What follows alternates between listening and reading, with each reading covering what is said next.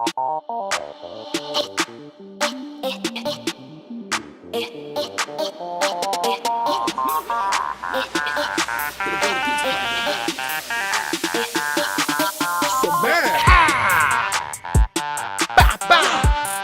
okay, Miko. My cat was like, what's happening? How's it going, everybody? Welcome to the stream. It's Saturday, which is crazy. That song might be really loud. I'm sorry. I think it was really loud. I think I blew your eardrums out.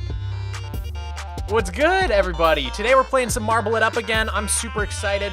We got it all queued up here. Let's just get rid of the stream intro music prematurely because I want to get right into the game. I've been dying to play more. I have not played since last time. I'm trying to save myself for stream. I'm trying to be good for you guys. All right. We played this level a little bit last time. Mom, I'm your biggest fan? Apparently not if you're calling me Mom. My name's Mog. It's not Mogswamp. That's my mom. Yeah, so I gotta, like, remember how to play this game. Oh, man. Okay, we're just gonna run this. We're just gonna run this. I want a time. Oh, okay, we're not gonna run it. So, guys, Marble It Up Ultra is a new game. It's a sequel to Marble It Up, which is a game I really, really liked. And that game is sort of a spiritual successor to the Marble Blast series. You guys might have heard of Marble Blast Ultra or Marble Blast Gold. I played Marble Blast Ultra on the Xbox 360. It was one of my favorite games for the Xbox 360 because it was on the arcade, I believe. I think it might have even been free. Was such a super fun game. So I think what happened was the rights to that, like, Marble Blast name kind of got lost at some point in the mix, and so the some of the original devs for that game came together and made this new Marble It Up series, which is you know, safely copyright free, safely brand neutral or whatever the terminology is. I'm not a lawyer. My cat is just wailing in the background. So yeah, that's this game. It's basically, think Minecraft parkour, but you're a marble, and sometimes there's power-ups like this. This is a little pause power-up, slows the game time down. And basically, my favorite thing to do in this game is try and get the diamond times. Diamond is like the highest built-in ranking for how well you did on a level. So there's like bronze, silver, gold, diamond, basically. That's how it goes. Let's go up here and try to get this pause power up. And then, guys, I actually have the devs on today to answer any questions you might have. I'm going to join the VC in just a sec. Oh, that was so tragic. Can you guys hear the game all right? Can you hear the music all right? I just want to make sure of that before we join the VC with the devs and all that. Want to make sure you can hear everything okay. Press 1 if the audio sounds good to you. We're gonna get this. We're gonna get this. And then, what else did I have to say? I guess that's pretty much it. Yeah, we can call the devs in a second here. 2? It doesn't sound good? I'm seeing mostly 1s. If it doesn't sound good to you, just let me know. Is it too loud? Is it too quiet? What do you need? Is my voice okay? Let me know all that jazz. I really want to get this level. Oh! Waffles or pancakes, the people need to know. Why do we always have to choose? I don't know why we always have to choose. It's like, you guys are always saying this or that, and it's like, we exist in a world with both. That's the lovely thing about this world, is there's both waffles and pancakes. And I don't think I'd want to have to choose. Oh, no, dude. You are being my background noise tonight. I still have 4 hours left in my work shift before I'm done with the week. It's been a rough, long day. I'm sorry to hear that, Corey Bite, but thank you for the $5 chat, and I hope I can keep you company for the rest of this shift. Hopefully it goes by fast. You can get home, get some dinner, you know, just relax a little on the couch. The tags are a lie? I put it to Marble It Up. What are the tags? Oh, did I not change my hashtags? I probably didn't change my hashtags. All right, let me take a look at the hashtags on the stream real quick, because everybody knows that's so important. Yes, they are a lie. You're right. I'm gonna get rid of the hashtags. There we go. Okay, hashtags have been eliminated. All right, let's hop in the call with the devs, and while I try to run through some of these levels, we can talk to them, because later I actually want to do some multiplayer with you guys, and I also have some free keys to give away. I've got 2 Steam keys today, and I think I've got 2 Switch keys as well. So yeah, if you are wanting to play this game for free and you stick around the stream, I will be giving away 4 free copies of the game today. 2 for Steam, 2 for Switch. We'll get to that in a little bit. For now, I'm gonna hop in that VC. I think Todd's in there right now, so I'm gonna just hop in. Anyone, can you hear me? Hello? Todd's muted. Okay, we'll wait for him to unmute. Hey, how you doing? Oh, there you are. What's up, dude? Not much. I'm on, This is awesome. I can't even remember what level I'm on, but I really like this one. Oh, no. That one spot. So yeah, if you guys have any questions, I think, Todd, you said you do the art for the game, right? That is correct. I'm the art director, which in a small team like this, that means that I am the art team by and large, and try to make all of the fantastic level designs look pretty. And the marbles? Marbles, the sky, the special effects, you name it. Everything you see has been effectively, in the digital sense, painted by me. Okay, let me turn you up real quick. Gonna bump your volume. Okay, want to say something real quick? Testing. Test. Better? Yeah, that sounds better. I just cranked you. And then we're gonna just bump this down slightly, so we can have a productive conversation. I also need to crack a Red Bull. All right, got my gamer juice now. All right, so let me see if I can pick out some questions from the chat while I play. That's gonna be a challenge. Was there any inspiration for the game? It reminds me of Super Monkey Ball a lot, but without the tilting stuff. The inspiration for the game was strongly influenced by Alex Swanson. He is the lead designer. He'll be joining us here shortly, hopefully. Oh, cool. He had this idea for sort of an influence from the 80s Trapper Keeper art style, and that's going back like a bunch of generations. But the art, the art and the theme of that was neon, chrome, lasers, holograms, vibrant colors, you name it. So we tried to bring a lot of that in, while at the same time being respectful and sort of an homage to the games that came before, which is mostly reflected in the tiles you see right on the world's surface. Right, because when I think of old school marble game, it's gonna be that, you know, the trackball Marble Madness, was it? Yeah. Yeah, that one's, I don't know if you guys chat have ever played this, but it's like famous arcade game that you can find in most decent arcades. All of the roots go back to that and similar games. Let's go, Diamond Time! Each one has been an evolution on the game that came before it. I think Mark Fernmeyer, our producer here, executive producer, will be joining us here. Nice job on the Diamond Time. I think he'll be joining us shortly along with Alex. Sweet. Yeah, that those original ones were like isometric, right? What was the first like 3D marble game that you know of?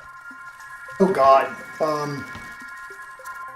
Like full 3D. I'm trying to think of something. Yeah, I'm trying to think of something that isn't just a Marble Blast Gold or Ultra or something. But I'm drawing a complete blank. I've got to get the designer here for that. Hang on, Mark is having a little trouble joining.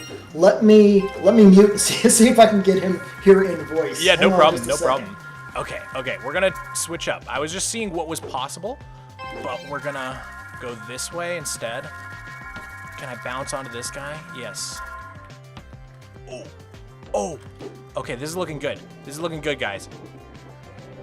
Reminds me of Super Monkey Ball. Oh, wait, I think I needed a power up there. Crap. That's what I get for reading chat while playing this game. Have you ever thought of playing Mario Party? Have I ever played it, or have I ever thought of playing it? Your old English language is confusing me. I have played Mario Party. I've played a few of them. I think I played one for the GameCube. I played the new one, which is really fun. Let's see if we can like bank this way. Yes, that was perfect. All right, I think I can diamond this, but let's see how fast they want me to be here. I'm gonna go straight to the goal. Oh, gold. Okay, we need to go faster. We need to go faster. Spheres or cubes? Today it's all about spheres, guys. I love this game. Well, if you don't own it yet, and you stick around the stream, you might have a chance to win it because we're giving away 4 copies of the game today. Okay. Bounce. How do I go faster than what I just did? Bounce.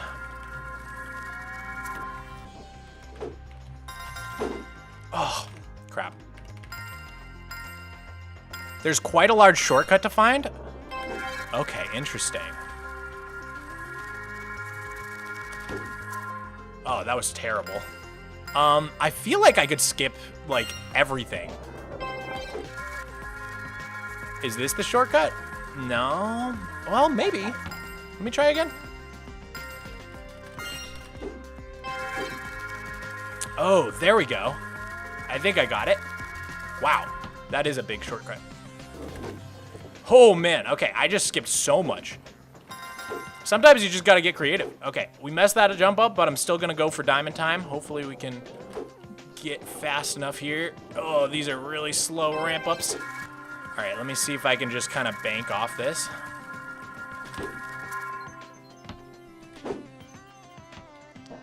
Okay, okay. I'm sure there's a way to skip way more than I skipped, but at least I got... Oh, no, come on, dude. Are you kidding me? Oh, dude. Okay, okay, okay. We got to try again. We got to try again.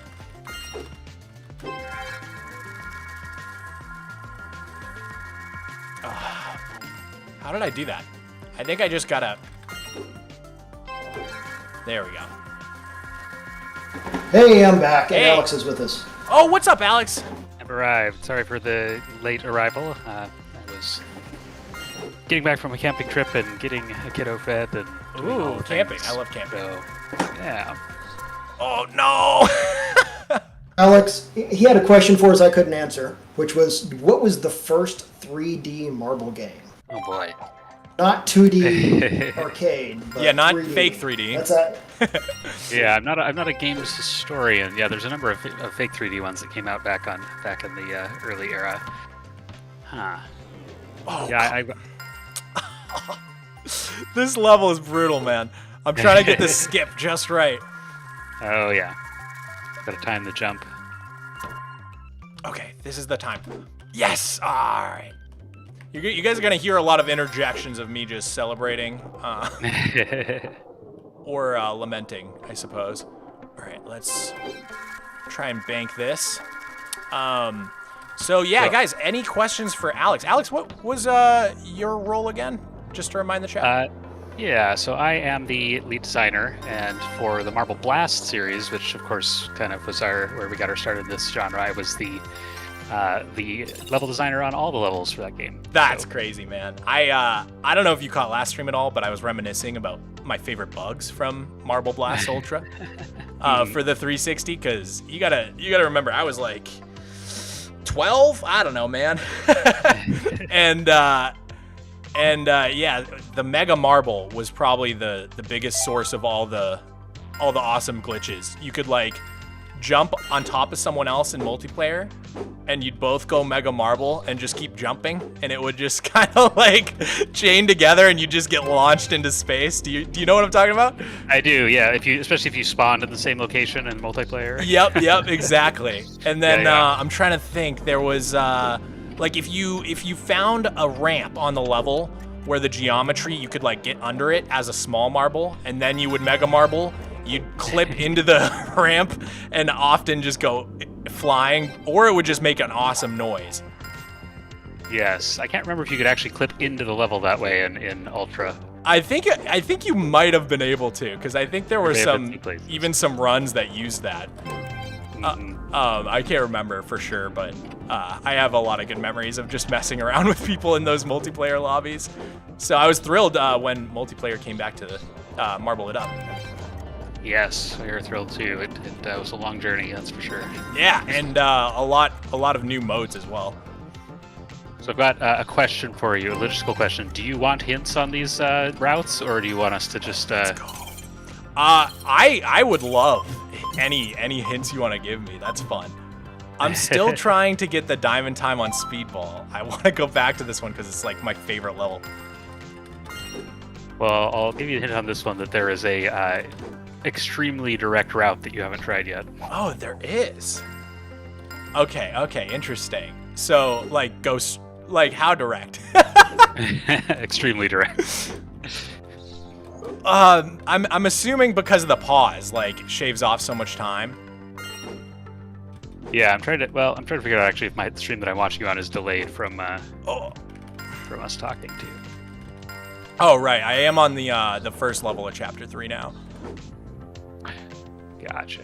Let me get back in here. Oh, there so we you go. got the diamond. Oh, right. Never mind. I'm giving you hints for. I don't know why my stream was paused. Oh! This is an amazing run. This is the one. This is the one. Yeah! Let's go! 12 seconds. Not bad on that one. Oh, that felt good. Okay, let's see what the world record is for that one. Those are always fun to watch. That's actually one of my favorite features of this series is how you can see the global high scores and race against them just to see how they did it. Yeah, and we just added in the third digit of accuracy on the diamond times. Oh, really? People were saying we can't tell who's actually ahead because we need less than 100th of a second of accuracy. Wow, that global high score is ridiculous. That is awesome. Wow. So do you guys like, this is something I've always wondered while playing these games, is like, how many of these insane skips are you guys finding before the game releases? That one was new to me, I will say. That's awesome. We do plan some of them, but inevitably we are surprised by the creativity and sheer physics skill of some of the players out there. Yeah, that makes sense. Because some of them, I'm actually surprised, like, sometimes how direct the routes are. But then on other ones, I'm just like, how did anyone even conceive of this? You know what I mean? Yeah, I mean, some of them it's just like sheer abuse of the physics that are... We've gotten pretty good at predicting those kinds of routes that I try to make it so you can't skip the entire level with a skip.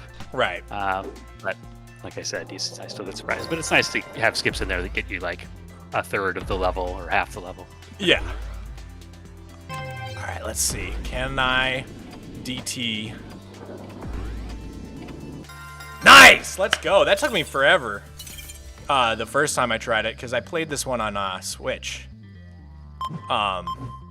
Nice. Okay, we're flying through these levels. So I think once I finish Chapter 3, I'll hop into multiplayer and we can try to get some matches going. So, which of the multiplayer settings are completely unique to this game?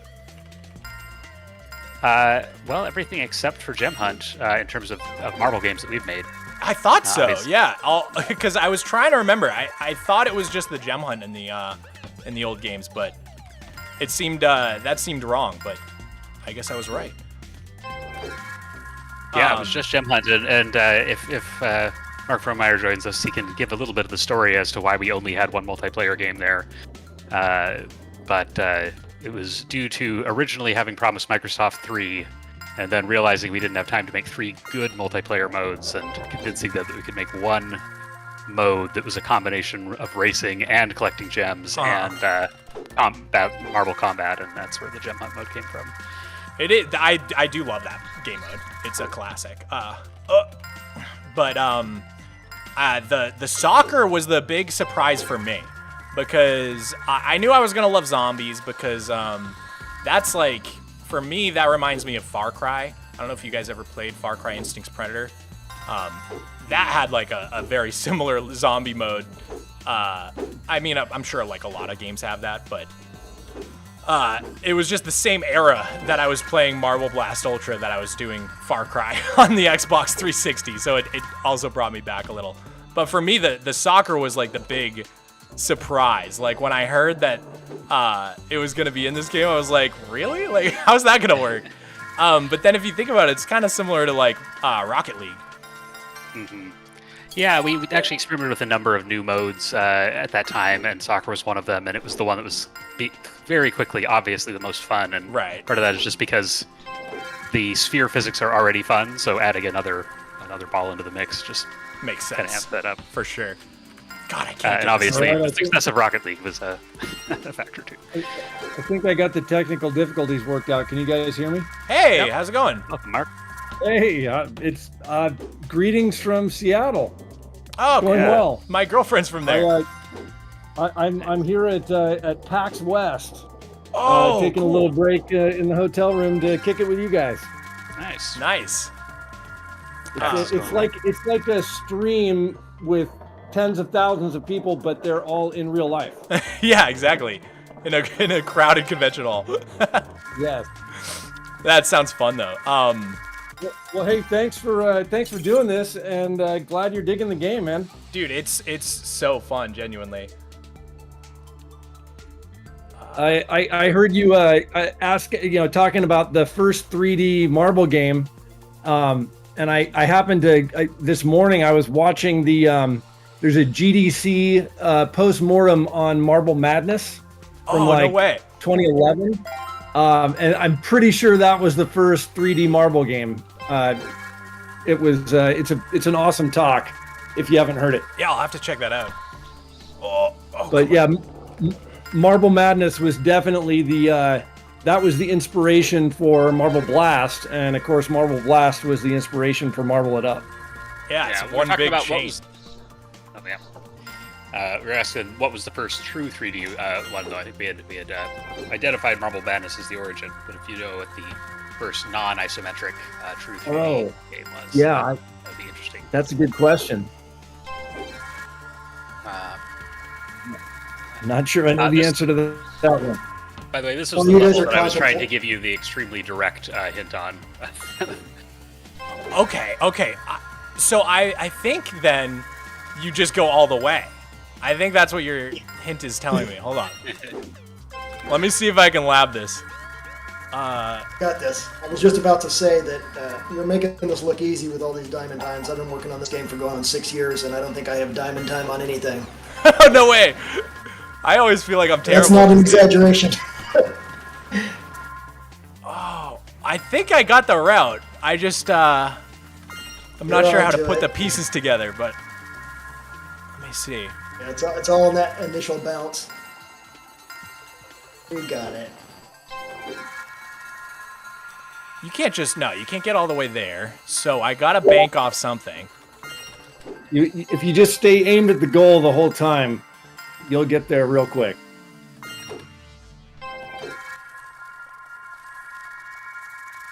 That's gonna put me too low. Let me see. I think I gotta hit off the thing, no? The little raised part of the platform? Like that? Yep. Oh, but that doesn't quite get me up to that next level. Yeah, I think you need an edge hit in there, but again, don't listen to me on routes. Oh, okay. I bet the world record time warmer. did that. So let me see how they did it, and then I'll learn. Let's watch and learn. Gotta land on the down slope, and then hit the up slope. Okay, I see. Wow. That is precise how he did it. All right, let's try it. I know I can get this.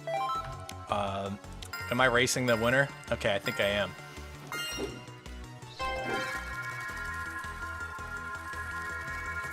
Oh, I just overshot it.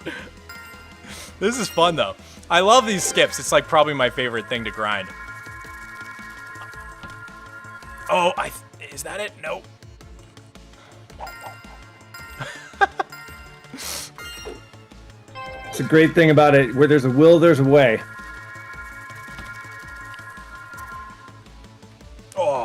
feel like I'm so close yet so far away.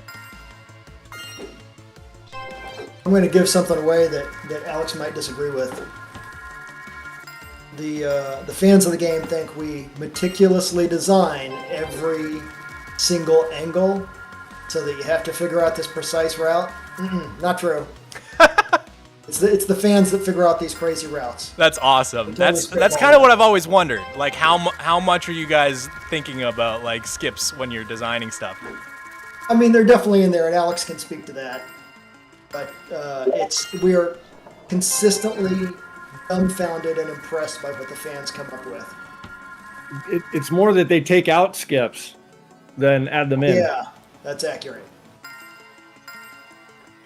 Yeah, more recently we've been testing, and when we find skips that are like full level skips, we usually take them out, but not always, because you gotta have a few of those in there. And sometimes you just can't avoid it. So Faku28 is asking if you guys have seen the minimum jumps challenge. I have. I've seen it developing in Discord. That's been pretty interesting to follow. So people are trying to complete levels with the least jumps possible then. Yeah, complete the whole game with the fewest jumps possible. Oh, that's really cool. Man, I love the creativity. I would have never thought to do that.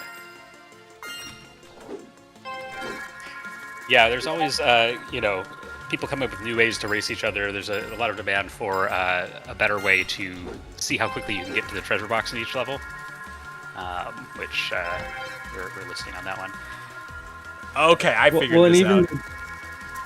Even the treasure boxes themselves, back in Marble Blast, it was always fun to like explore Alex's crazy levels and find little secret areas. And we were like, oh, we should just put little Easter eggs here for people to find. And that has evolved into the treasure on every map. Yeah, so were they actual Easter eggs back in the first game, or am I just making that up? They were. No, they were okay, I thought so. It was a 3D model of an Easter egg. And they didn't give you anything. That's right. They didn't unlock anything. They were just Easter eggs are just for fun. Yeah, that's right. I do remember hunting those down on the Xbox 360. And so yeah, now it's a hidden marble, one per level. One per level. Yep. Got it. Oh. And yeah, on the first game we didn't have nearly the sort of art capability that we have on the team now, so we couldn't make a ton of marbles. Couldn't make as many marbles as we could make levels. But now we are not so constrained. Yeah, I love some of the designs in this game, and the addition of the hats was such a fun thing. That's still a gold. That's a Ben Garney original concept. He's like, if we're gonna do this game, we gotta add hats. Yeah, the hats. Another thing I wasn't expecting, but it was so fun. So, to give you a further hint here, you've got to kind of unlearn your like jump plus power up timing to hit the skip here. That'll do it. Oh, almost. Alright, never mind. I think I'm delayed watching the stream here. Yeah, I got seconds behind. I got a 12 something, and it was just a little bit off. I think 12 flat has got to be the diamond time. I think that's right. It's much more consistent for me to get both power ups, but it's slower. I just saw you're just over 12. Yep, you saw that, yeah. Yeah, you don't actually need that second featherfall, by the way. Yeah, it's just much easier. But it is slower. It's I don't know if I can get the time with the second one because it slows you down quite a bit. What Alex is saying is what you're doing when you spawn in is not giving you the maximum speed before you grab that power up. Right. Well, no, it's not that. It's that when you're jumping, like if you jump and then slightly delay hitting the featherfall, so you can hit that first upward arc head on. Because I saw you almost getting it earlier on, but you were activating the featherfall too early, so you were overshooting it. Got it. Yeah, and I was having to hold back. Yeah, that's the right idea. Just got to get the right millisecond. It's hitting that bank angle to direct you straight to the goal is insane, though. It's very precise. I'm having so much fun with this, though. So Ciara wants to know, how did you guys take any inspiration for the sound design? And that's something I'm curious about too, because I love the sound design in this game.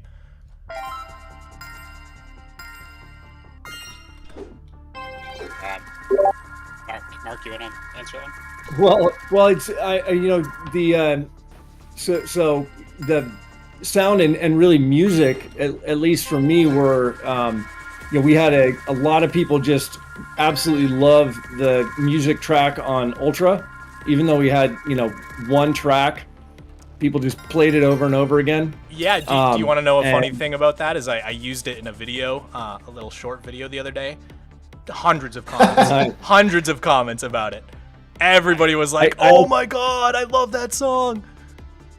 I've been chatting with Tim Clark on Facebook. He's the guy who was the composer for that, and saying, seeing if he wants to do an homage track for Ultra. Oh, that'd be too cool. For the Marble Blast Ultra track, yeah. Yeah, but the guy who did the music for Marble It Up is Carl Solovox, and he is just an amazing kind of like one man digital music army, and got him roped in when we did the original Marble It Up, and he made some just fantastic compositions. I think that as a whole we kind of want to do a revisit pass on all the other sound effects. We've had a lot of people make the comments like how much they loved Mega Marble. Oh, and Mega Super Marble, Speed, Super Jump, like yeah, exactly. Gyrocopter. So I think we can, the sound effects in Marble It Up they're definitely more subtle than the ones that we had in the prior games, but I think probably the most critical thing we started with was just trying to get the sound of the rolling to be right. Oh, the rolling is perfect. It's great. And that's a mix of good audio sampling and then also a lot of custom code. That makes sense. So it's like it's modulating things with the pitch, I'm assuming, based on what your physical marble is doing. Exactly. Too cool. Yeah, and as far as the rest of the sounds in the game, it's kind of interesting. The secret is we worked with professional sound designers, where we didn't do it ourselves. We worked with a guy named Mike Jones on the original game, and then we ended up working with another sound designer because of some weirdness, we had to replace a bunch of the sounds for the Apple Arcade version. And we worked with a guy named Kirk Markarian on that, who did a great job also. And then for Ultra, we just picked our favorite of our two sound sets for everything, and we got the best of like two professional sound designers work. That's awesome. I think I just found a skip on this level. Yep, I can definitely do that. I just like how unified the sound somehow feels with the visuals to me. Like the bright, colorful sort of, I guess you guys sort of mentioned like 80s, that fantasy synthwave. It all just kind of feels very cohesive to me, which I like. Perhaps even more so than the Marble Blast games, because the sound effects there were like almost garish, but like in a great way. There's a lot about that game that was garish. Yeah. I think the goal with Marble It Up has always been to put you into a certain state of mind, and that it starts at the controls, but it's all the way through the visual design and audio design. It's like, really, because if you think about how frustrating it can be to, in a typical game to play the same thing over and over and fall off, Marble It Up doesn't, it kind of more invites you to keep trying. Right. One of the things that always appealed to me about this game is I'm just a big fan of the speedrunning community. I'm a big fan of, tool-assisted speedruns, all that stuff. I love watching it, but I'm not a very talented gamer. So I've never really, my older brother has always kind of been the gamer in the family. And so, I kind of watch from a distance, but with most of those games, I don't really get to feel like the speedrunner. But what I like so much about this game is that, I'm really not that great at games, but this game makes you feel pretty good at games. I don't know if I articulated that quite right, but Especially some of those levels. There's a new level on Chapter 2 where you're just kind of going around and around faster and faster. And then you eventually launch up that big ramp where the Easter egg is. That one just makes you feel so fast and so professional, you know what I mean? I think it's also the length of the levels has a big factor to that too. Because I found that like with the longer levels are a lot less fun to try to speed run, and so for Ultra we really trimmed everything down to try to keep nothing longer than really like, well, with a few exceptions, longer than like a minute and a half, 2 minutes. Right. And it makes the grind of learning to speed run a level like you're doing right now a lot more fun, because you can get close and then not feel like you've lost that much if you miss it. Yeah, absolutely. Yeah, I did notice that as well. And another thing I noticed, which I talked about a little last stream, and I was kind of guessing what the philosophy might have been, is just that like there's a lot more rails, especially on the earlier levels. And it felt to me like you guys were encouraging people to go faster. Basically, like in Marble It Up, the first one felt a lot of it felt about speed control. Like you're constantly trying to control how fast you're going, rein it in. Whereas the beginning of this game, at least, to me, felt like, just foot on the gas. How fast can you go? Much less about like trying to maintain that level of control until later, when you build those skills. That's exactly it.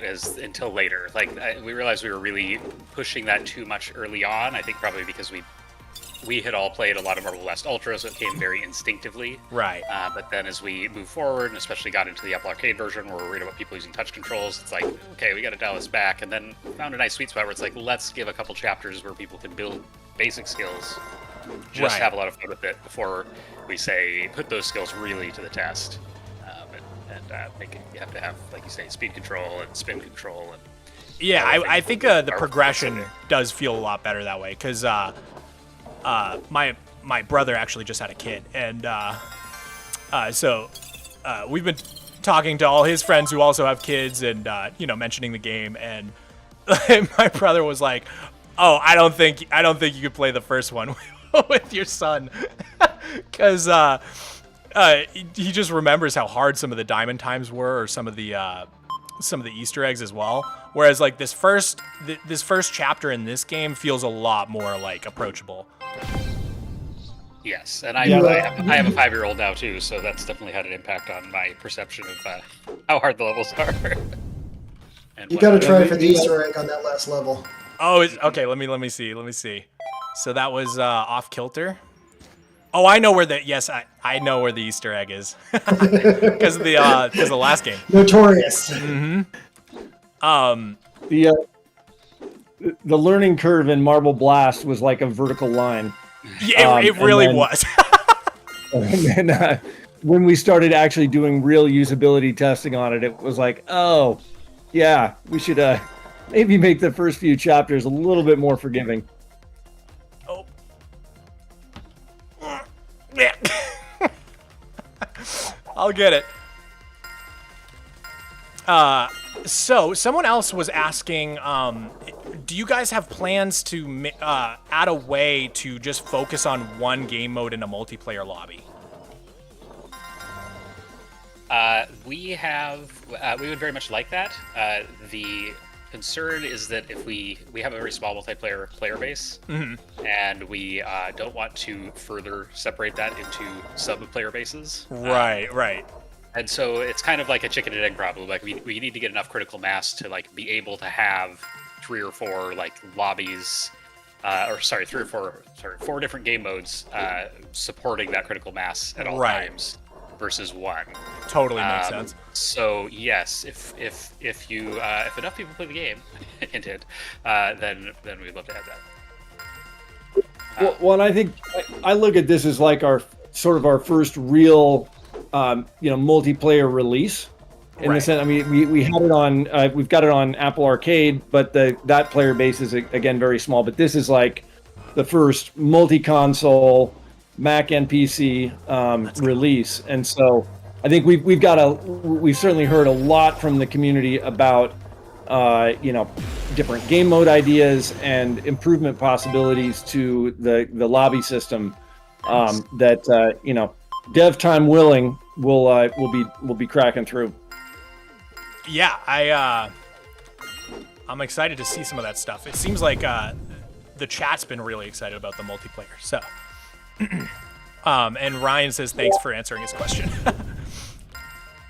Well, and the one that keeps coming up is a race mode that really lets you kind of leverage the skill set of the game in more of a kart style experience. Right.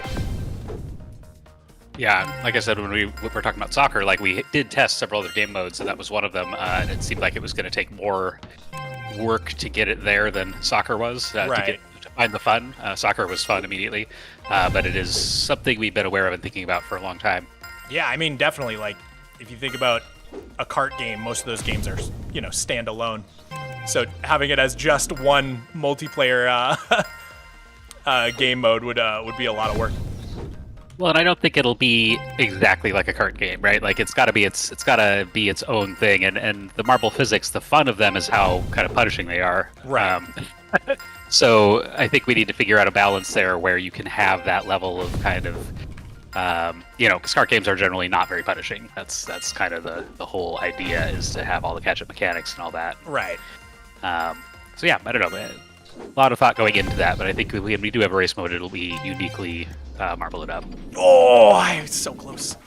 Well, I'm looking forward to it. I hope it happens at some point. And just to confirm, are you guys in Unity for the engine? That's right. Okay, someone was asking in chat. Yes, it is Unity. Cool. Although there's a lot of custom stuff in there. Like the physics are not anything. They're not anything off the shelf. They're fully made, and we have a custom loading system that we do to allow things to load quickly, so we don't have to have loading screens all the time. And there's a fair bit of working around Unity that we've done, but makes sense. At the core, it is Unity. So speaking of physics, one of my questions, because this game feels ever so slightly different from the first one, so I was actually wondering what exactly you guys tweaked, but as far as the marble physics between the two titles. There's a couple core things. I guess there's two parts that are probably relevant here. One is that we rewrote everything to be able to be multiplayer, and now when you're playing single player, you're actually playing a client and server simulation. That makes sense. So it's the same physics on both single player and multiplayer, so that we didn't have to maintain two code bases. Yeah, I remember when Minecraft did the same thing way back in the day. And some very, very subtle changes came in there that the very top players will notice. The much less subtle change was intentional. We put in a something originally designed to correct for what's called controller turning, which is where people turn their controllers turn 45 degrees to get the W plus D inputs at the same time. They turn their camera 45 degrees. You could also do similar shenanigans with controllers. And we redid the way that turning and momentum work for the marble, so that we take what your input is and have that as sort of a desired direction, and if that direction is significantly different than the direction you're going, you get a little more speed towards that, which makes the overall controls feel a bit more responsive and also eliminates the difference or the advantage. I shouldn't say the only advantage, but the primary advantage that we were seeing of controllers versus keyboard and mouse. That makes a lot of sense. The other thing that you might notice a little bit is actually just has to do with the sort of the texel density on the screen. Is that the tile size is different, and so it gives a slightly different perception of movement than from the prior games. That would be between Marble Blast and this game, not between Marble. Oh yeah. That's got it. The other thing in the Ultra release, some of the power ups, particularly the super speed, got a lot more air control. So in Marble It Up, you'd hit super speed sometimes and just go off in a crazy direction. And now that you've got a lot more control of that particular power. What about the ice? I feel like the ice feels slipperier, maybe. It doesn't. So before it felt like it more affected your speed, whereas now it feels like it more affects your ability to turn. Yeah, I'm not sure. There hasn't been anything changed in terms of how the friction works, but my guess is that controller turning bit, it may be that there's a higher contrast now between how much control you have when you're on and off ice, because controller turning allows you to turn faster in general. Right. Or sorry, the controller turning fix. And so while I'm guessing ice hasn't changed too much, it may be that you get quickly used to having a little bit more turning control, and then when you lose it with the ice, it's... That makes sense, yeah. And then the only other thing that like felt slightly different to me was just like the way the marble bounces, but I can't articulate how. Like it's almost like heavier or something. I don't know. It feels good. Whatever it is, I like it. But it's funny. Yeah. Like you just have like these this like game sense, I guess, like this little tingle when you switch between the two, and it's really, really subtle. But I was very curious about the behind the scenes of it. That one, I don't know if we probably would need one of our devs in here to articulate that. My guess is that may have come in with the change to network physics, but I'm not 100% sure. Well, it's really fun regardless. Let me see. What is your opinion on Steam Unblock? I don't even know what that means. Hopefully that means something to you guys. I don't know what Steam Unblock means. Yeah. I will Google It's a it mystery, yeah. Let's see. I'm sure Jonathan knows what that means. He's kind of our core Steam dev. Oh no! Went too far. It's definitely been an interesting part of this whole shipping Marble It Up Ultra is just all of the different kind of individual platform requirements for Steam and Epic and Nintendo and Sony and Microsoft, and kind of like trying to get all those to mesh in one, into the same interface is a bit of a trick. Yeah, I'm super curious about it because again, my typical game is Minecraft, and I've seen what those devs go through to try to get every new Minecraft update working across every platform imaginable. So it sounds like a handful. Well, and I can honestly say I don't think we would have been able to pull it off, certainly not on this timeline, if we hadn't had the help of the Quantum Astrophysicists Guild, which is a dev team up here in Seattle that did a ton of heavy lifting on all the different ports. That's awesome. Are you guys based in Seattle, or are you kind of all spread out? Three of us are in Eugene, Oregon, and then Alex is in Portland, and the rest are scattered to the four winds. That's awesome. Yeah, but QAG, the company that we've been working with that's helped make the game happen, they're all in Seattle. So Pink is asking, what is the most surprising thing the community has done with the game? Interesting question. I'd say the astonishing number of custom levels that are available for the original game in Steam. Yeah, there have been some astonishing levels, that's for sure. Some interesting, wow, yeah. People making kind of their own style of game with custom levels in some cases. If you want to see a truly brutal level, there's one that came out right after we shipped the level kit for Marble It Up, and it called Pain. And it is the most absurdly difficult level ever played in this game. I love it. I think this is the... Yep, there's the Easter egg. Well named. Oh, let me try to get this marble. I saw a question from chat in there that is a good one for Mark. Greek Vince was asking, what was the original vision for the game as far as a console goes? What did we want to ship it on originally? It was the quote-unquote intended consoles. Yeah, I mean, it was actually so. All three of us in prior lives worked on the Marble Blast series, and then when that game, the curators of that IP dropped the ball, as folks know, and they basically took it off of 360 Arcade and threw it in the garbage can. And years went by, and in early 2017, I read an article about the Nintendo Switch, and it was just like, I was like, oh, this is going to be. There were two really key things. One is it was finally a really good mobile console with dual analog, like really precise, good dual analog, and you could hook it up to your TV. And if you remember back then, all the major game pubs were just like, oh no, it doesn't have enough horsepower. We're not going to port, Call of Duty or whatever. And as soon as I read that, I was just like, oh, this is going to be such a great opportunity for independent game developers. Right. And I was like, I know a game that would be amazing on the Switch. I happened to have a very busy full-time job at the time, so I was like, I got to go recruit a team to go do it, and that was I eventually found my way to Ben Garney, who's an amazing programmer, and then he and I got Alex on board, and then the three of us got Todd on board, and that was pretty much how the origin story of Marble It Up. That's too cool. So yeah, short version is Switch was the original intended platform, but we always also knew that we wanted to come to Xbox and by extension PlayStation because of the original success on Xbox with Marble Blast.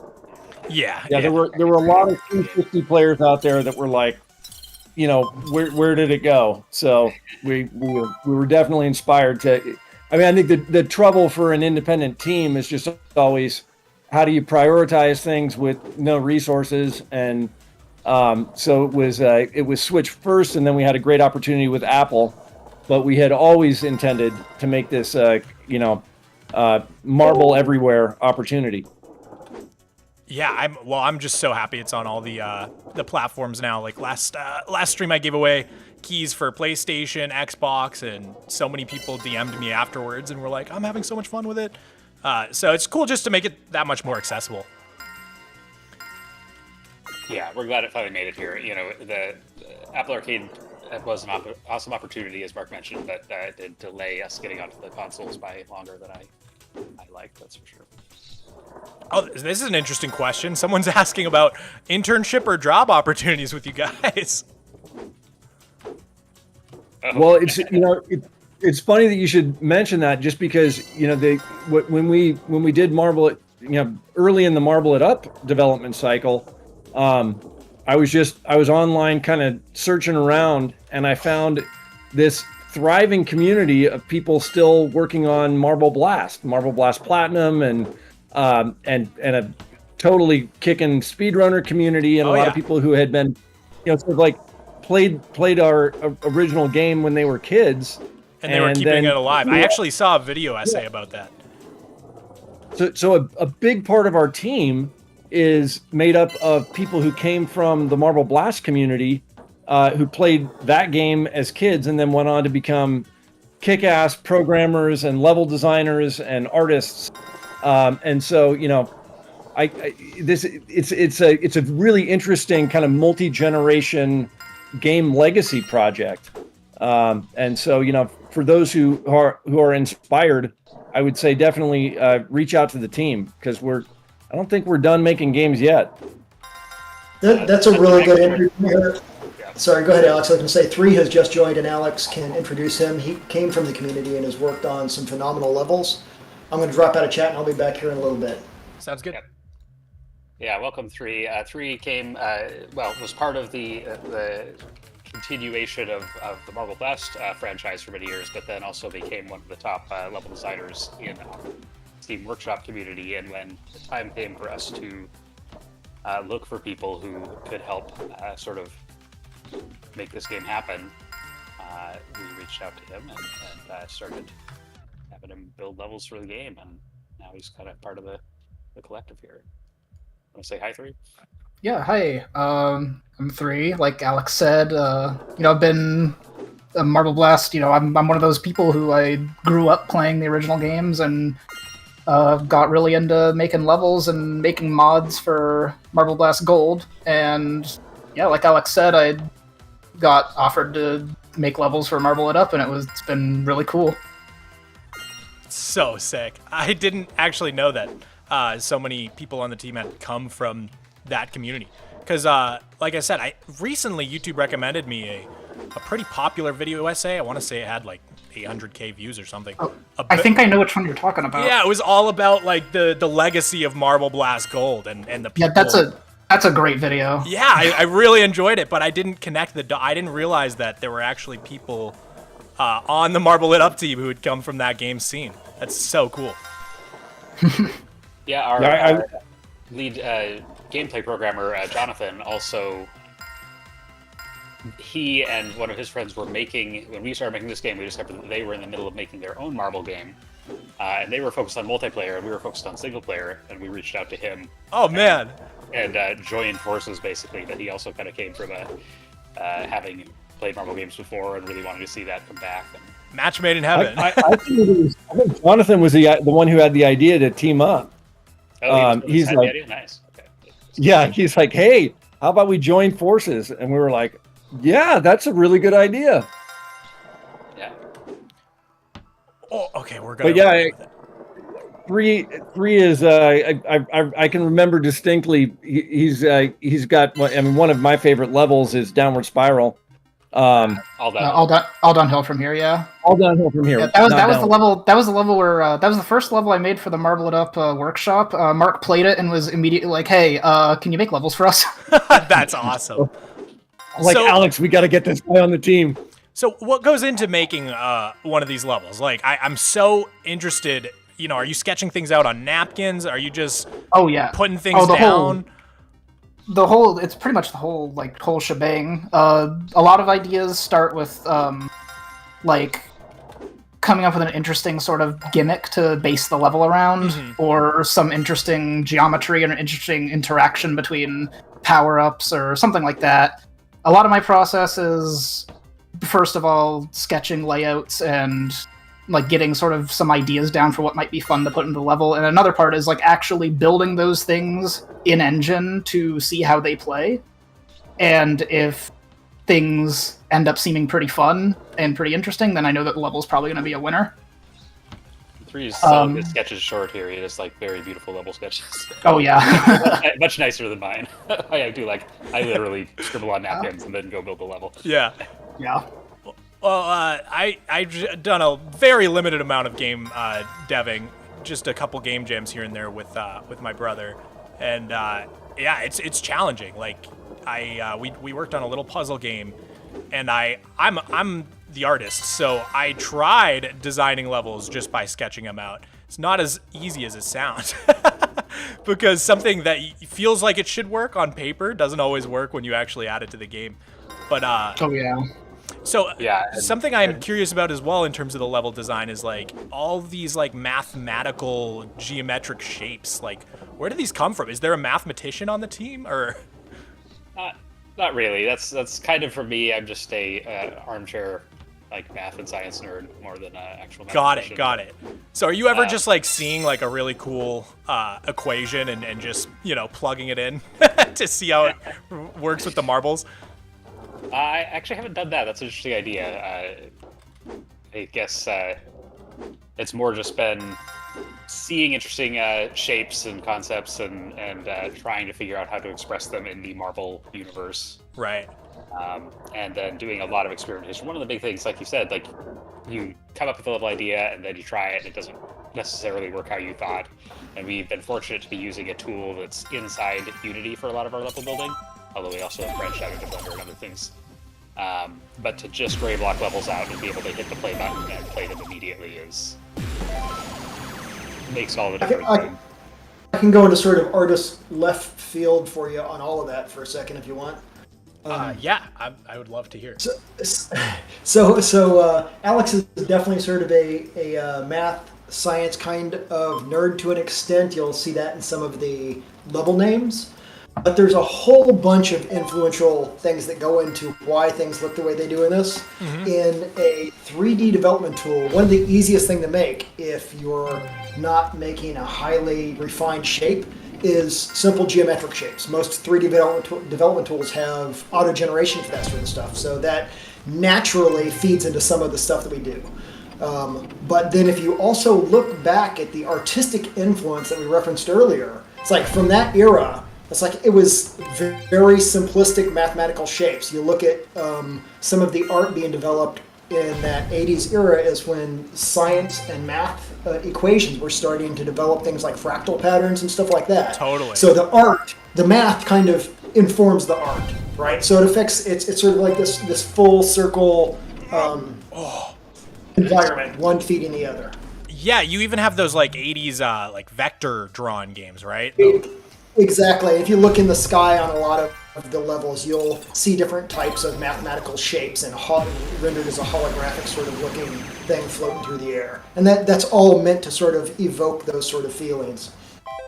Gotcha. I just got the Icy Ascent skip. Let's go. Nice. Nicely done. Man, you worked hard on that. That was so hard, man. That one, it's funny. My girlfriend can get that like with like maybe every other run. She can get it, but for some reason, that one gives me so much trouble. For the chat that level was in the last game as well, so that's why I have so much practice with that skip. The other thing I really love about Marble It Up and sort of like what kind of a world does a marble live in is it just lets the level design team have kind of unchecked creativity on gameplay. Because it's not trying to create a realistic, world with, trees and forests and mountains. It's like, it's art in service of gameplay and joy. Right. Yeah, That's actually something I've thought about a little bit. Is like, what's the lore behind these marbles? I don't know if you guys know Gel's marble runs on YouTube. Oh yeah. Yeah, I don't know if it was just because of this game, but recently, it popped back into my recommendeds for the first time in several years, and I started watching that again, and it's just so funny. I discovered that his community has like an entire like scene of people writing lore for these marbles, like post-game interviews. I mean, it goes really, really deep. There's like Twitter beefs between the marbles, so I've always wondered, like, where do you guys see like these marbles as existing? Is this like its own little universe or what? Well, should we? We've got a design doc we've been kicking around called Marble It Up Adventure. No way. So stay tuned. That's way out there for anyone who's listening. But it's sort of like what happens if there's a little bit more or a lot more story, and in that world that the marble lives in. That sounds so much fun. I bet you guys are gonna have a blast with that. A marble blast. So someone else is asking how you guys go about balancing short and long levels. Is this like... Number 3. Oh, I was just gonna say, like, is this in terms of, like, how we order the levels in the campaign, or how we determine if the level is the right length? Yeah, I think he's saying, like, in reference to, like, their context within a chapter. Like, how do the chapters flow? Yeah, that's, me and Alex and Mr. Calligraphy spent a lot of time rearranging the chapters for Ultra, compared to Classic and Mayhem, and our goals were basically, it's like, try to create some variation, make sure levels are like a pretty close difficulty so that it feels smooth, and it's like the most important thing is variety in both like the challenges you face in the level as well as the length. So say if you have like a really long, like, or a level that takes a while, so like a big gem collection maze, maybe afterwards you probably want to put in like a fun like speed level to pick the pace back up a little bit. Totally makes sense. Yeah, and conversely, if you have a really punishingly hard level, then you want to like back off a little bit the one afterwards. I think it kind of goes back to what Mark was talking about quite a bit earlier about that sense that you want to have when playing the game, that sense of flow. And so what I wanted when we were testing this was to be able to just play through a chapter a few times in a row and not feel like I was getting kind of like bored or feeling like these were repetitive. Just like I want that to flow all the way through the whole chapter and come out of it wanting to do it again. Yeah. Sorry, I was just reading the chat here. So someone's asking about like the programming side of the physics of the marble but I don't quite understand their question. If that's you, can you just reword it slightly? I'm not quite sure what they're going for there. Yeah, I'm just at boy for just 1 second here. So question, is this game for free? It is a free upgrade if you had the original game, isn't that right? Yep. So if you owned Marble It Up, then it is a free upgrade. However, if you didn't own it originally, you could still get it for free right now because I'm gonna give away a key. And if I'm not mistaken, I think it is, Alex can correct me on this, I believe it's for sale on all of the platforms at a discount right now. Oh, you might want to look into that, guys. Yeah, if you really want it right now, hit the store. No, but it's you know, in terms of just sort of our game team's pricing philosophy, you know, that a number of the guys came out of the sort of the microtransactions world, and you know, Ben in particular was just like, no, we're not gonna. You know, we're not going to nickel and dime people. If you bought it, you own it, and it want to be a reasonable, affordable price for folks. But it's also there's a lot of content there and a lot of love. You mean there's not going to be any marble loot crates? Oh man, I wanted to get the rare marble hats. Not that costs money. One of the things that, you know, so a buddy of mine he's gotten dinged now multiple times with a $600 bill on his credit card between the hours of 10 and 2 in the morning from his son. And the reason why his son does it, he'll buy like Fortnite skins and then give them away to friends online. And so, you know, one of the thoughts that popped into my head was just like, well, what if you find something in Marble It Up, a really hard to get treasure box, it'd be cool if you could put it in a gift crate and then give it to a friend online. Yeah, I love that.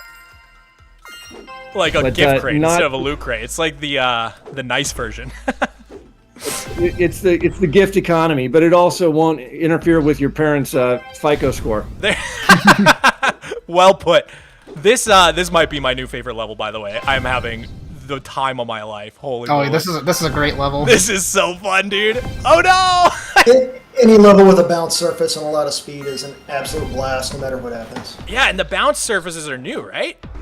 Yep. Yes. Yeah, I thought so. I didn't want to talk out of my butt here, but I would love to see us be able to get teleporters into the game and some other things like that. That's one of the things I actually really like about what the design team did on this round is it's each new element that was added was added very thoughtfully. It wasn't like they threw the kitchen sink at it. It was like, okay, we're going to do bounce surfaces, and then we're going to make some really awesome levels that leverage those bounce surfaces. Right, rather in combination than like we're going to add with the other power-ups. You know? Oh, can I talk about how the sort of the legacy of the bounce surface from a like Marble Blast player's perspective? Absolutely.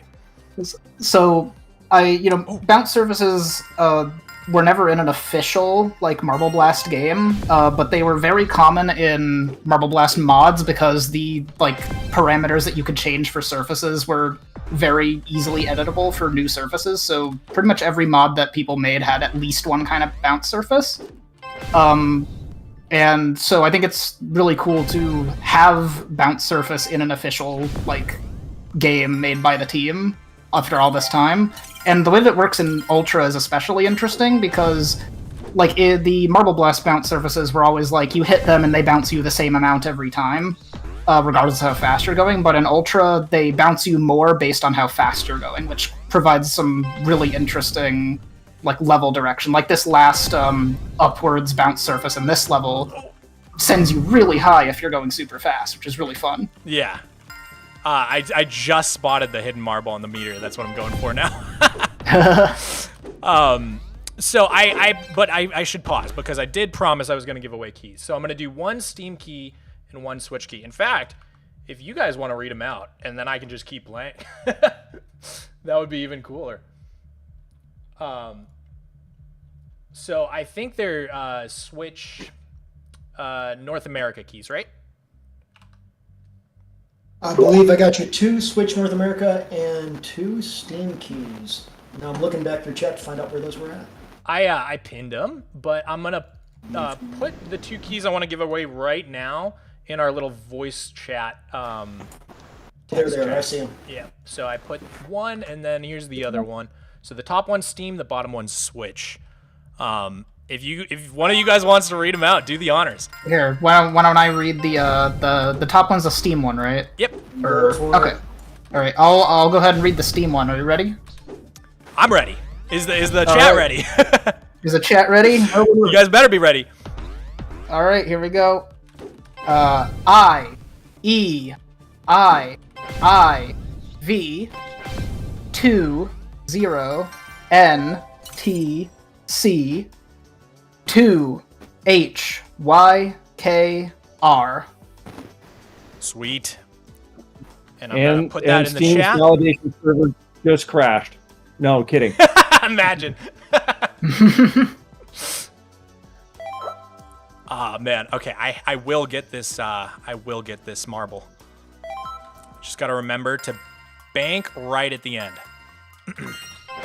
Did someone in chat get that code? Yeah, I'm waiting to see who got it. If you got it, let us know who got it. The new Steam feature would be if you didn't get it, it takes you to the store page with a discount. Hey, there you go. Oh, that'd be great. I like that. Nice, congrats, Oxane. Oh, let's go, Oxane! That's fantastic. Redeem it and join us in multiplayer later. Sweet. Oskane123, congratulations. And then we've got a Switch one ready to go. And yeah, North America only, but that should cover most of chat, I think. I think last time people were changing their Switches to be European just to get the free copies. That was not quite the intention. Someone else want to read this one? Sure, I can do it. All right, this is the second one that we just looked at here. All right. Yep, it should start with an E. Yep, I got it. So this Switch key is E0J7KY4VY-L-S0RP2X9. But I hope those are zeros and not O's. I know, right? They should just not put either. Either way, I yeeted it into the chat, so first come, first serve on that. And if you got it, let's hear who got it in the chat. I really want to know who got that. Okay. Somehow I'm racing myself here. That's not what I want to be doing. Let's just go play. There we go. I really want to get this marble. And then I think it's about time we switch over to the multiplayer. And anyone who got those keys can actually try and get in our lobby as well. So then, I guess we haven't talked about the Sumo mode. What about the inspiration for that one? So, I'll start? Yeah, take it. Yeah, so Sumo mode basically came about because one of the modes that we had in Marble Up Mayhem was King of the Hill, which basically the way it played was occasionally on the map there would be a specially marked zone, and the goal would be to stay in the zone for as long as you can and knock other people out of the zone, because if you stay in the zone you get points. And periodically the zone changes places and gets smaller over time.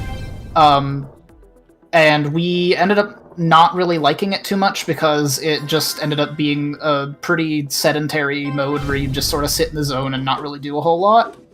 And it was also kind of similar to Gem Hunt in that it would have you like going all over the map to get to the next zone. Right. So when we were doing Ultra, we decided that we wanted to update this mode because we felt that it could really use a serious overhaul, and that ended up becoming Sumo, which is different in that you have one zone stays in the center of the map the whole time, and knocking players out of bounds will take away points from them. And those are basically the two biggest changes. But what we also did with Sumo is we also made special maps for Sumo that work with the mode. Yeah, I did notice that. Yeah, because King of the Hill, I think a big problem with King of the Hill is that we were using like the main like gem hunt zombies maps, which didn't work super well. But I think Sumo ended up coming out really, really well, and I think it's one of, if not my favorite mode in the game now. Yeah, so. I think it might be my favorite. Possibly because it's the one I'm best at. But You want to elaborate a little bit, Alex? Sure. Well, I think ultimately it goes back to like what people just like to do, kind of playing in Marble Blast Ultra, where they get up on top of multiplayer levels and try to knock each other off, basically making up their own King of the Hill mode. I think that's probably the very original inspiration. Yeah, once we had the capability from soccer to make levels, different levels per game mode, it became pretty clear that we needed to make a custom level for this, because what we wanted was all kinds of marble crashing into marble action, not running around the map trying to find the other marbles. right. Okay, this is the one. I love it just because it's This is the one. melee. No! Oh, wait till you guys catch up to the stream. That was Got rejected off the edge. so there. close. that was devastating, man. Also, real quick, congrats to Goat to Heal for getting the Switch code. Oh, nice. Let's go. Nicely done. Nice. We'll give away the second Steam code and the second Switch code in a little bit here. I want to try and get this marble, then I'm going to switch to multiplayer, and after a few games, we'll give away those second round of codes for you guys. Oh, that was terrible. Man, I want this marble so bad. I don't know what it is about it, but I just need it. Sometimes when you see them, you just have to get them.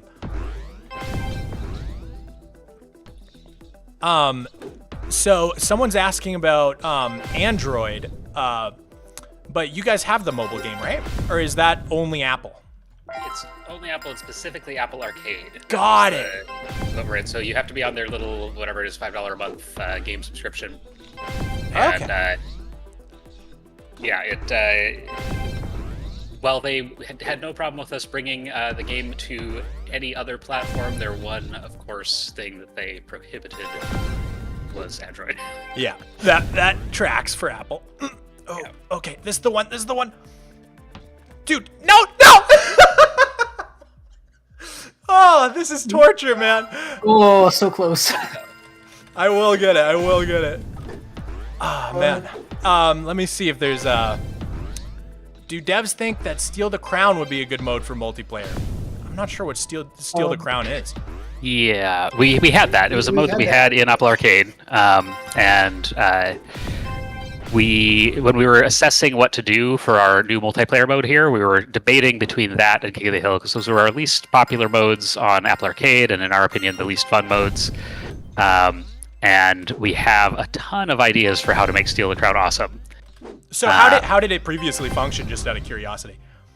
It's similar to Zombies in a way, except there's only one person who's scoring points for having the crown, and then if you go blast them, you get the crown, and at the end of the match, whoever has the most points wins. Got it.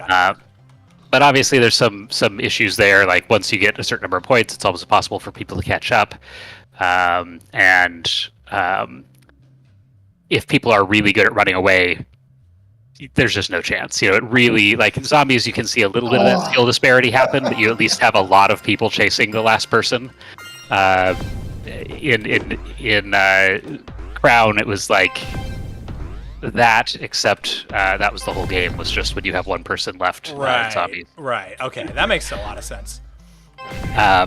So we have a lot of ideas. Like one thing that I really wanted to try was like having you get bigger and heavier. Oh no, sorry, I just saw you. I was caught up on your video. You missed that. But having like your marble get bigger and heavier and slower, the more points you have. We wanted to do like a chess clock style, where it's like the first person to get to 100 points wins.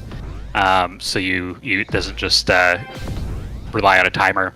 Right. And we want to experiment with all those things, but we realized with Ultra, like we have time to make one mode really polished, and decided to make that Sumo for this release. Yeah. Well, I love how transparent you guys are about like these behind the scenes decisions. It's really cool, and it seems like you guys are really super in touch with the community. And that was actually something someone had asked, is like the best way to talk to you guys, participate in the community, and I'm assuming that's your Discord, yeah? Yep. Yeah, for sure. Do you guys have one of those flashy official links? The discord.gg/marble it up or something? That is exactly the link. Thank you for reading There it is. Wow, we guessed it. That's the sign of a good link right there. Somebody's on top of it. So yeah, if someone throws that in the chat, I'll go ahead and pin that so that you guys can go join their Discord and Let me get a clickable link. Yeah, people have been Oh my God. posting their speedruns in the Discord. There's suggestions, bug reporting. There's tons of stuff to do. It's not going I to have make an it clickable, but there anxiety you over go. here watching you try to get this Easter egg. Or trophy, I guess is what we call them now. Yeah, we've also got a number of devs on X/Twitter. So, if you follow @MarbleItUp there, that's Todd's out there, Ben's out there, I'm out there occasionally. Super. So another question, and I know this is like, picking your favorite child, but do each of you have a favorite level? Oh boy. I might have to say that my favorite level is probably Citadel. It's a really solid level. I don't think you've gotten to it. I think it's the Chapter 4 finale level. But Is Citadel from the last game? It sounds familiar. it is. It was made for Mayhem. Got it. But yeah, I really like that level. It's a good finale. There's a lot of stuff to do. There's a lot of cool mechanics. It's like it overall flows really solidly. So I think that's probably my pick. I was gonna say that I'm easy, and it's literally any level with a bounce surface, just like this one. But I recently watched a speed run on a level that I had forgotten. How much fun I had doing all of the art for it, and I don't even know the name of it. It's the one that looks like a sort of a psychedelic space circus level with the flipping over platforms. These guys know what I'm talking about. It's the one where Could you be more specific? We have a lot of those. Is it flip the table? It's the one with all the sort of half domes. No, it's sort of the half spherical platforms that roll over. Energy. Cirrus. Well, Yeah. no, Yes. serious? Okay. Yes. Yeah. It's a spectacular level. I think it's one of the better levels in the game. Marble Marathon. Oh my say goodness. I'm pretty much a glutton for punishment, so my favorite levels are almost all in bonus chapter 6, and it's like danger zone, escalation. Those are ones I go back to all the time. Yeah, I have to say one of my favorite from the last game at least. I don't know if it's called gyroscopes or something. I forget what it's called, but it's got like a bunch of spinning top like structures that you gotta weave your way through and thread the needle. Or is it called thread the needle? That's the one. Yeah. There is a thread the needle, but the gyroscope ones, that's a different level, I think. Okay, got it. Yeah, that one was one of my favorites. Has that one made a return in this game? Yeah, I believe so. I think the only levels that didn't come back from Classic are some of the super old tutorial levels and Confluence, which was the gravity maze in Chapter 6 in Classic. Oh, let's go! Let's go! Finally, man. Oh, that felt so nice. good. That felt so good to finally get it. Oh, man. The chat's going crazy. Still a ways behind because you're still like on a previous run. I guess I better refresh YouTube here. Let's go. Footy. Oh, nice. I like that one. Okay, so I think it's time we should switch over to a little bit of multiplayer, guys. Yeah, sounds good. So I don't know if any of you want to try to get in the lobby as well. Game on. There's a code. Let's see. So what are you? A private game? I've actually never hosted before.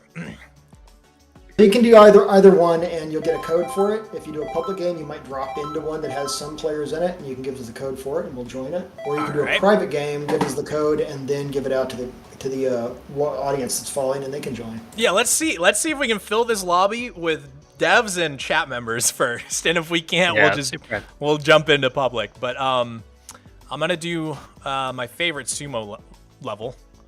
So I start the game. Okay, so ZB is the room code.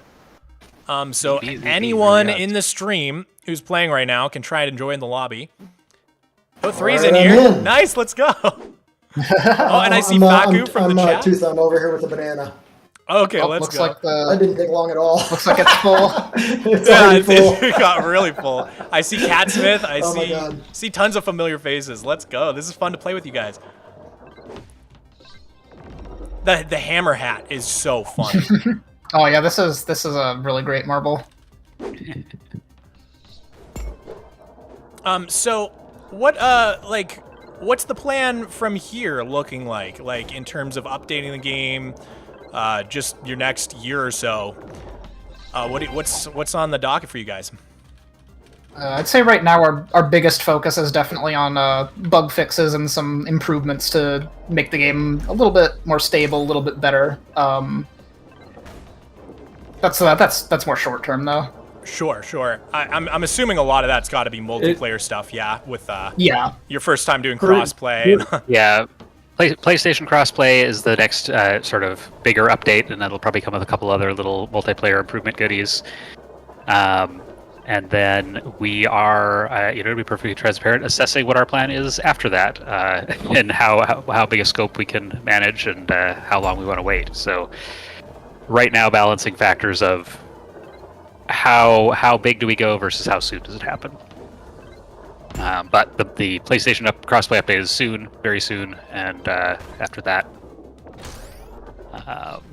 Catching up on sleep is high on the priority list for Yeah, That's true. Yeah. a number of our team members. You guys have been in crunch for a while now, I'm assuming. But Not the worst crunch I've been on, but it was. Getting anything off the floor Yeah. is a push. Yeah, crunch time is always I fun. would in a say weird, for sadistic me- kind of way. For me, I've definitely got the gears turning on the race mode, and I think a number of other folks on the team have also been chewing on that one for a long time. So that's high on my personal priority list. Is just because it's been something that people have asked for since 2005. For sure. And I think we can do it. Yeah, I think seeing that done the right way is preferable, though. I'm happy you guys didn't, rush it out or, half-ass it. It's cool that you're waiting to try and do it right. Fully asked or not at all. Exactly. I like that. Oh, But actually, you actually brought it up at the beginning of the stream. Back when we did Marble Blast Ultra, we originally promised Microsoft 3 different multiplayer game types. And when one of them was race, one of them was pick up a lot of gems, and one of them was like a King of the Hill type game.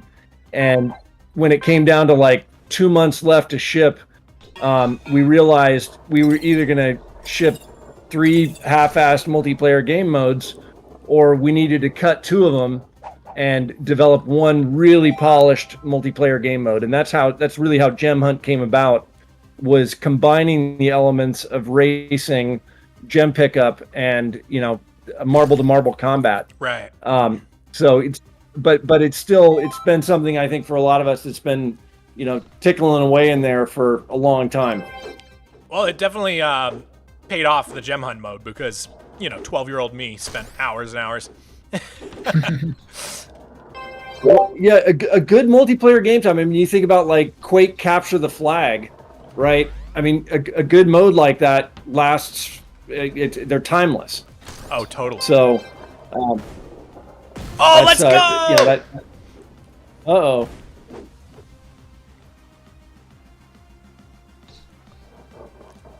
Oh man, you guys beat me to the punch there. Yeah, this I didn't have blast. this mode is so much fun. It's like Rocket League if you're not good at the part where you have to fly around through the air, which is most of Rocket League now. I don't. Oh, is that gonna go in? Oh, that's a great shot. Wow! what a shot! Yeah, we Like Rocket League, but you are the rocket. Yeah, there we go. we've thought that it would be amusing if there was a small chance that the soccer ball would be like a car marble instead of a soccer ball. Let's go. I got that one in. That was beautiful. Whoever just gave me that assist, thank you. Ooh, nice. Oh, three. We Oh, should get a cross license with Matchbox cars. You could get a whole set in the marbles. Oh no. So how many times during development did someone make the joke that you lost your marbles? Might be the first time. No, oh no. Yeah, I lost my marbles ages ago. But fortunately, we found them right before ship. That's good. Oh no! Oh, someone defend! Someone defend! Get it out of there! There we go.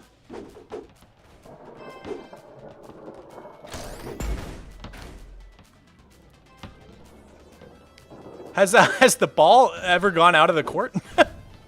There's an invisible ceiling, so Okay, got it. thankfully that can't happen. I think technically if it did happen, it would just respawn. Yeah. Giveaway from Mog? But Yes, before I will we be go- giving away 2 more copies of the game in a little bit here. We're going to play one of each type of these multiplayer games, and then we'll give them out. Sorry, I think someone was talking. I didn't mean to interrupt. Oh, I was just saying, before the invisible ceiling was implemented, yes, the ball could go far away. Now, is the ball just a big marble? Have we... Yes. Yeah, Okay, yeah. okay. In fact, It's a big marble without a player attached. We actually had an issue on consoles for a while where the username checks would detect the soccer ball as not having a username and just make it say marble above it, That's awesome. which was a very annoying thing to fix. Well, that's canonically, the soccer ball is named Marble. Yes. Oh, let's go! Just a buzzer shot right there. Faku is somehow typing in chat and playing at the same time because he just said no. Nice. Let's go, blue team. Okay, The other let's thing check out I think zombies. The other thing we've kicked around a bit as well is having, quick chats in the game so that you get a little bit more, player communication connectivity in game. Ah, yeah.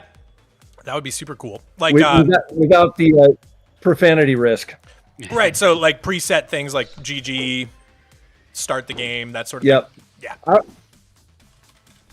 I just always feel bad leaving a game because I'm like, oh, I want that guy just. I want to say good game before I drop out in shame. Yeah, of course. Okay, who's the zombie? Familiar fox. Oh no! Who got me? All right, I'm gonna come for the I'm coming for the devs. I'm coming for you 3. Uh-oh. He's on the other side of the map now. Not for long. Best of luck. All right, Faku, you're going down. Oh, Since I am not in the didn't quite make it into the match, I decided to go find some Xbox keys. Oh, thank you so Excellent. much. So I'm gonna just read one of those out, and when I'm done reading it, I'll paste it in chat here. Sweet. Give me 1 second to get that going. Where's Catsmith going? By the way, thank you for the $5 super chat, Corey. Have the devs ever considered a player-based level creator or like a golf mini game? So we do have a way to make and play custom levels on the Steam version of the game.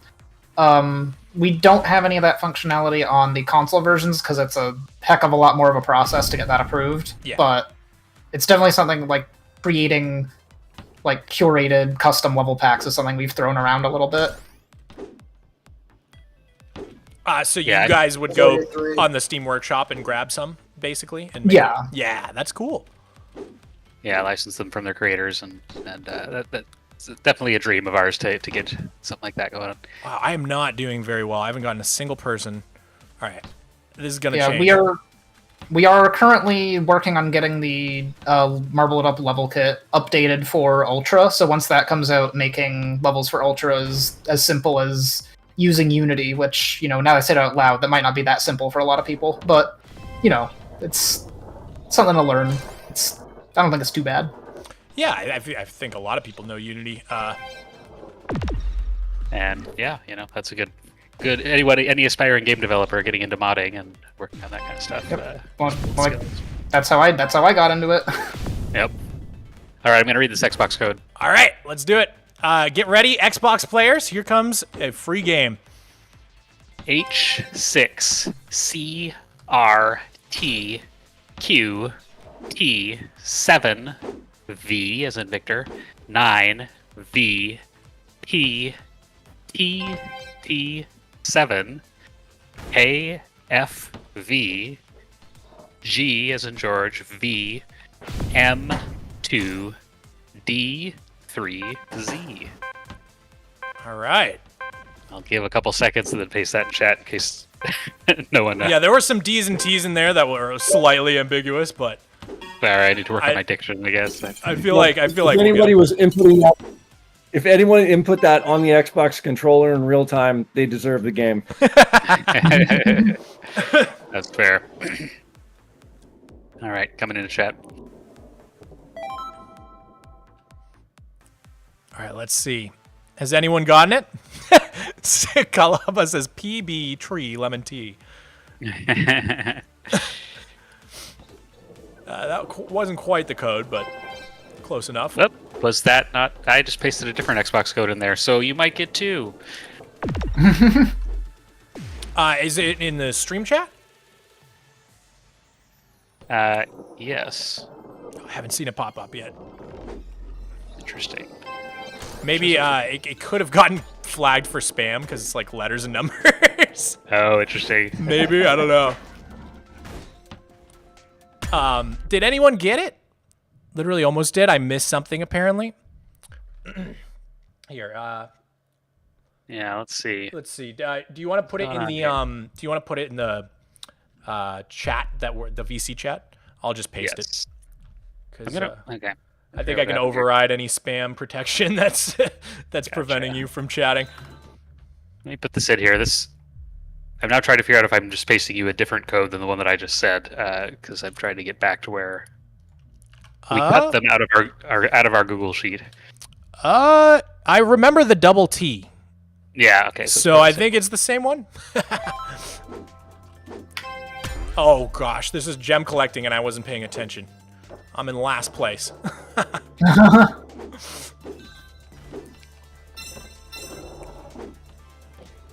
So yeah, this is I think the last game mode we haven't checked out. Is it? I believe so. Yeah. There's technically Team Gem Hunt as well, but it's pretty much just this. Right.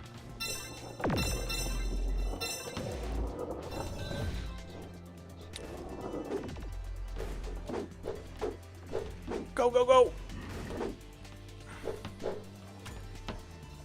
Hey, I'm not in last place. How do you guys get there so fast? Wait a minute, I might be.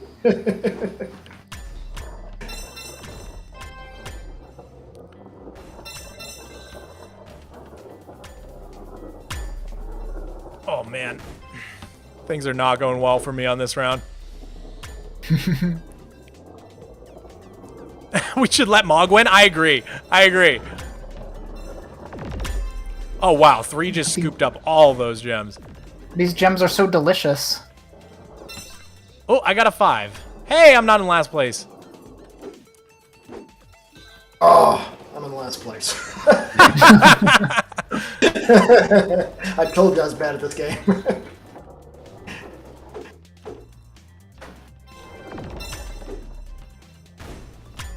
I think it's charming to be bad at your own game. It says a lot about your character. Okay, let's go up the hill. You guys are snatching up all the yellow ones. The crazy thing is I've played every single inch of every single level, and I'm still bad at it.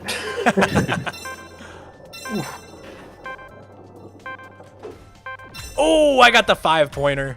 Let's go. Hey, not last place. I'll take it.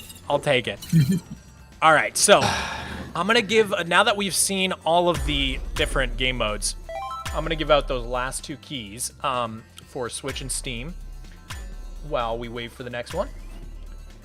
So, first is the last Steam key of the night. Are you guys ready? So Let's do it. get ready. It is gonna be. Oh my God, I just lost it. Now I gotta paste it again. YD9P6. YD9P6. 383AT.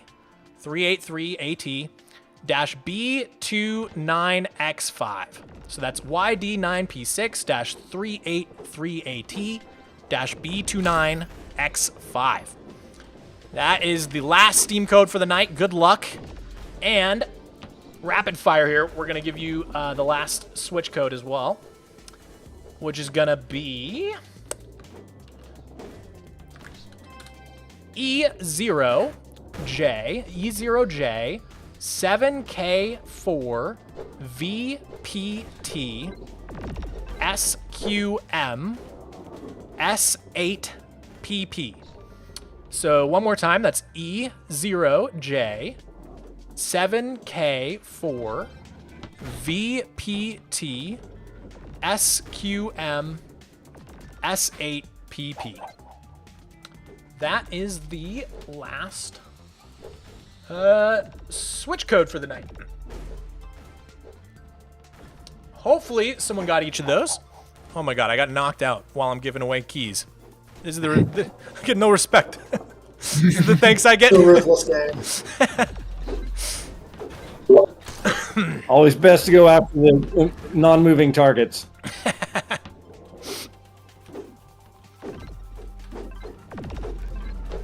Ooh, jumping is good. You can jump over the big marbles.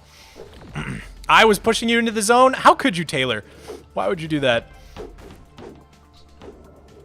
Hopefully you guys got one. Ooh, Vanillotl got one. Awesome. Let's go. Is this game available in Australia? It is, Philip Brady. In fact, we gave away a couple of Australian keys last time we streamed it. And I think those went to legit Australians. Unlike the European keys. We haven't given out many Australian keys. If Alec is still around, he could probably grab one. I'm just saying. Oh, okay. I can do that. Uber Switch. Oh no! One more for the night. One Australian PlayStation key. What do you think, Alex? If you got it. Let me. I'll bring it up. 1 second.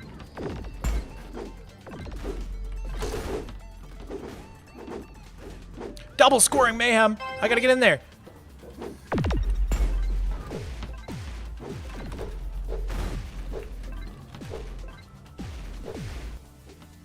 I love how chaotic Sumo is with 10 players. Oh, it's awesome.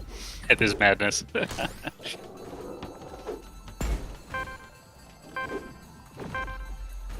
Man, some really beautiful marbles in this game. I love the ones that look like planets. Oh yeah. Yeah, the I Earth. really want to do the entire solar system. We've got a few of them. Ooh, that'd be fun. Moon and Earth, and I forget what else.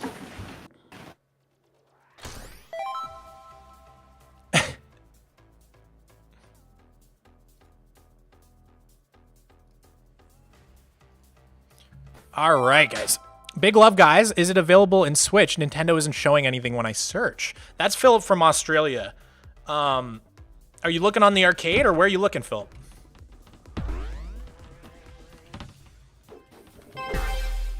It certainly should be available on Switch Australia. We have. Looking for Marble It Up Ultra. It definitely is. Or if it is actually not showing up, then I will let our person who does that know. This level is so much fun. Just half the fun of this level is All right, doing what you're doing right now. I'm not actually finding a PlayStation 5 key for Australia, so we're going to go with a PlayStation 5 key for Japan. Do you have a good Japanese audience here, Mogswamp? I don't think I do, but I'm sure someone can make use of it. All right, here we go. You guys ready? So this is a Switch Japan key. This is PlayStation 5 Japan. Oh, I'm sorry. PlayStation 5 Japan key. Yep. All right, here we go. M.2 dash TTXP dash RHRM. Oh, That's MD89 TTXP RHRM. Practice up while we get crossplay working. Nice. I just got a triple kill. Nicely done. this map is this map is like the baby park of Marble It Up. Like you're talking about like the Baby Park Mario Kart level? Yeah. Yes, totally.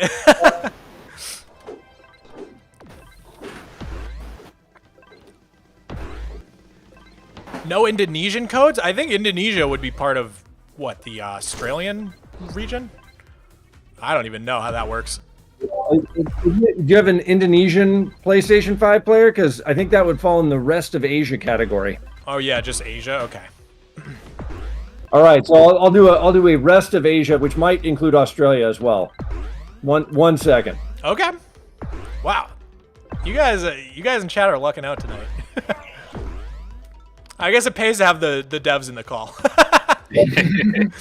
We're going all platforms global on account of this awesome stream.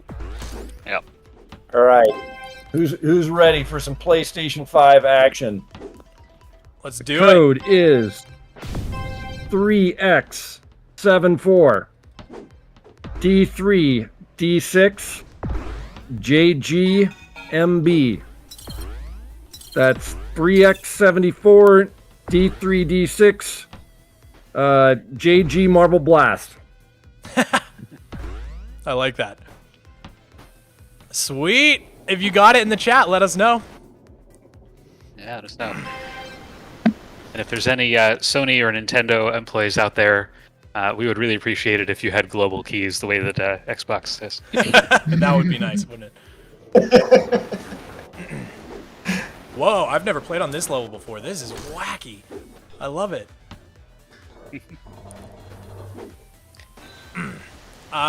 Well, that'll probably be the last code for tonight, guys, because I think my dinner got here.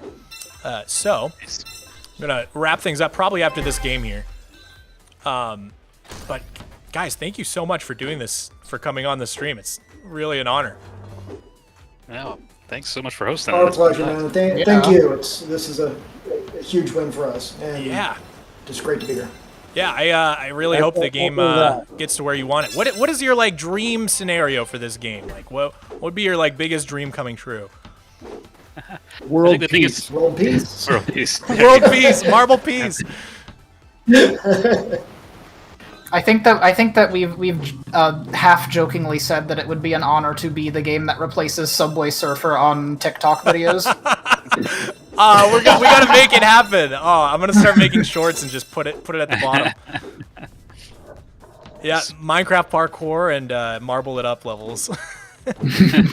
That's how I've been selling it to my audience. I'm like, it's Minecraft parkour with spheres. It's pretty much the opposite of what they're used The to. elevator pitch right there. Yeah, at least to my audience. That's how I get them to understand. Nice. Yeah, so I hope everybody's enjoying watching it and enjoying the change from regular programming. And, Yeah, it's been really fun for me to try another game, honestly, because I love Minecraft, but been playing it for many years now.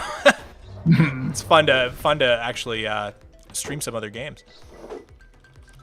nice. Man, I am Well, we're not glad doing we very provided well. one that you enjoy. This is an exceptionally challenging level. It really This is is. the Ender's Game of levels. Every time I get there, it moves. I don't know how you guys yeah. are so fast. Whenever I think I'm getting the hang of the game, I try this level and then I realize that I don't get it. Okay, here we go. Getting some gems. Finally. This is my favorite level for zombies. Oh yeah, it's that pretty makes good sense. there. Yeah, a lot of places to run. But also a lot of ways to cut people off when they're not expecting it if you're chasing them. For sure. So guys, because we're about to wrap up, if you have any last questions for the devs, let me know right now. Could probably answer a couple more questions. We got 30 seconds left. Put Marble It Up footage in the corner of all your videos. There we go. Perfect retention. And I would say again, for those who are interested in the history of marble games, the GDC talk about the Marble Madness post-mortem is truly enlightening, as well as you can actually find the original design doc that got rescued from Atari when they closed down, and it's yeah, I think my internet just pooped on you guys. Is everybody else still playing, or did we all? Nope, my froze too. I think everybody froze. I think it was maybe bold of me to stream and host. my poor internet is trying its hardest. Nothing like finding bugs for us to fix. Hey, there you go. Doing a great service here, Mogswamp. Doing it live. All right, guys. Well, that's a perfect segue to end the stream. Thanks again, everybody. Alex, Todd, 3, and I didn't even catch your name. Mark. Mark. Yep. Sorry. Yes, Mark. the instigator. Yeah, I like that better. All right, guys. Thanks again for coming on the stream, and yeah, thanks to chat for joining in. And I think I'm gonna be streaming this game again in the future because we still got like multiple chapters to get Diamond Times on. So you can expect to see a little bit more. We have a lot of keys. Nice. Right Look forward on. to it. Thanks so much again, and thanks to chat. Yeah, All right. thank you for having us. All right, thanks, guys. Appreciate Have a good it, night. Night. Cheers. Yep. Dude, so cool of them for coming on. Huge shout out to the Marble It Up team. That was really, really fun. Never thought I would have like an entire dev team in my stream. Makes me feel all important. I'm like a real YouTuber now or something. Anyways, guys, this was a really fun stream. I love this game so much. I will get back to streaming some Minecraft stuff. I just need a little break. I've been grinding so many videos, and so I took last Wednesday to just work on some video stuff, and hopefully next Wednesday we'll be back to the regular scheduled programming. Can you say your name loudly? Mogswamp! All right, and with that, I think I should end things. I'll see you guys next time. Thanks for coming.